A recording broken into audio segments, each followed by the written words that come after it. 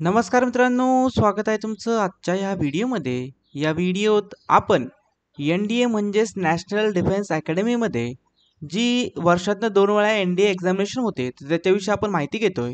यू-पी-एस-सीकडनं ही जाहिरात प्रसिद्ध झालेली आहे. मित्रांनो, स्क्रीनवरती तुम्ही याबद्दलची ऑफिशियल नोटिफिकेशन पाहू शकता.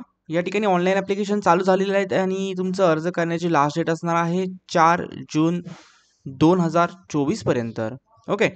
तर मित्रांनो, या ठिकाणी नॅशनल डिफेन्स अकॅडमी आणि नेव्हल अकॅडमीमध्ये ही भरती होत असते दरवर्षीप्रमाणे. वर्षातनं 2 वेळा हे एक्झामिनेशन कंडक्ट केले जाते. आता ही एन-डी-एची एक्झामिनेशन 2 आहे ह्या वर्षातील. ओके. तर याविषयी माहिती घेऊया. खाली येऊया. महत्त्वाचे पॉईंट्स मी हायलाईट केले ते एकदा पाहून घेऊया मित्रांनो. यामध्ये जर आपण पहिल्यांदा जागा पाहिल्या तर नॅशनल डिफेन्स अकॅडमी एन-डी-एमध्ये आर्मीसाठी 208 जागा आहेत. भारतीय लष्करामध्ये 208 जागा आहेत. त्यातील 10 जागा फिमेल कॅन्डिडेटसाठी आहेत. दुसरी नेव्हीसाठी 42 जागा आहे. त्यातील 6 जागा फिमेल कॅन्डिडेटसाठी आहे आणि चौथा असणार आहे ज्याचं सगळ्यात जास्त मेरिट लागतं असं एअरफोर्ससाठी फ्लाईंगमध्ये 92 जागा आहेत. 2 जागा महिलांसाठी इन्क्लुडेड आहेत त्यासाठी. त्यानंतर ग्राउंड ड्युटीसाठी 18 जागा आहेत. 2 जागा महिलांसाठी आहेत. त्यानंतर ग्राउंड ड्युटी नॉन टेक्निकलसाठी 10 जागा आहेत. 2 जागा महिलांसाठी सेपरेट इन्क्लुडेड आहेत. आणि दुसरी जी अकॅडमी आहे ती असणार आहे नेव्हल अकॅडमी. तर मित्रांनो, 12वी उत्तीर्ण विद्यार्थी ज्यांचं फिजिक्सवालं झालं आहे ते या ठिकाणी अप्लाय करू शकतात. 34 जागा आहेत. 5 जागा महिलांसाठी असतील. अशा टोटल 404 जागांसाठीची ही भरती या ठिकाणी होणार आहे. तर खाली येऊया, बाकीच्या पॉईंट्स पाहूया. या ठिकाणी सेंटर ऑफ एक्झामिनेशन कोणत्या एक्झामिनेशन सेंटरवरती एक्झाम कंडक्ट होईल तर त्यामध्ये पाहूया. तर महाराष्ट्रासाठी या ठिकाणी नवी मुंबई आहे, पुणे आहे, ठाणे आहे, मुंबई आहे आणि नागपूर इत्यादी एक्झामिनेशन सेंटरवरती तुमची एक्झाम कंडक्ट केली जाईल.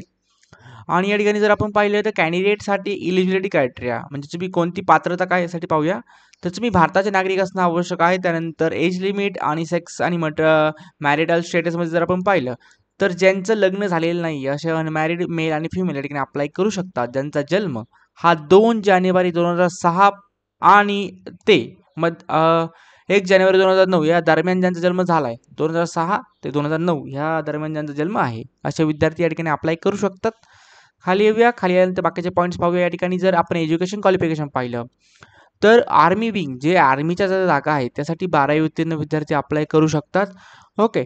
सायन्स, कॉमर्स, आर्ट कोणते विद्यार्थी या ठिकाणी करू शकतात. परंतु ज्या जागा एअरफोर्स आणि नेव्हीसाठी आहेत त्यासाठी ज्यांचं 12वी झालं आहे, 12वीमध्ये ज्यांचं फिजिक्स PCM ग्रुप आहे, फिजिक्स, केमिस्ट्री आणि मॅथमॅटिक्स असे विद्यार्थी या ठिकाणी अप्लाय करू शकतात. ओके. तर मित्रांनो, या ठिकाणी फिजिकल स्टँडर्ड जर पाहिलं तर तुम्हाला फिट असणं आवश्यक आहे. फीमध्ये जर पाहिलं तर महिला कॅन्डिडेट SC ST वाल्यांसाठी कुठलीही फी नाही आहे. बाकीच्यांसाठी जनरल OBC EWSसाठी ₹100 फी या ठिकाणी असणार आहे. मित्रांनो, ज्यावेळी तुमचं एन-डी-एमध्ये सिलेक्शन होतं तर तुमचा सगळा पदवीचा जो खर्च आहे तो भारत सरकारतर्फे केला जातो. नॅशनल डिफेन्स अकॅडमीतर्फे केला जातो. डिफेन्स मंत्रालयातर्फे केला जातो. ओके. आणि त्यानंतर तुम्हाला आर्मीमध्ये किंवा संबंधित क्षेत्रामध्ये म्हणजे जर नेव्ही असेल तर नेव्हीमध्ये किंवा एअरफोर्स असेल तर एअरफोर्समध्ये तुम्हाला ऑफिसर पदामध्ये रुजू केलं जातं या ठिकाणी मित्रांनो. ओके. तर मित्रांनो, ही एक लाईफ टाईम अपॉर्च्युनिटी आहे. तुमचं आयुष्य बदलेल. आयुष्य तुमचंच काय तुमच्या पिढ्यांचं आयुष्य बदलेल अशी अपॉर्च्युनिटी या ठिकाणी आहे. तर नक्कीच या ठिकाणी अप्लाय करा. काही डाऊट असेल तर कमेंट बॉक्समध्ये विचारा. चॅनल नवीन असाल तर चॅनलला सबस्क्राईब करा. धन्यवाद.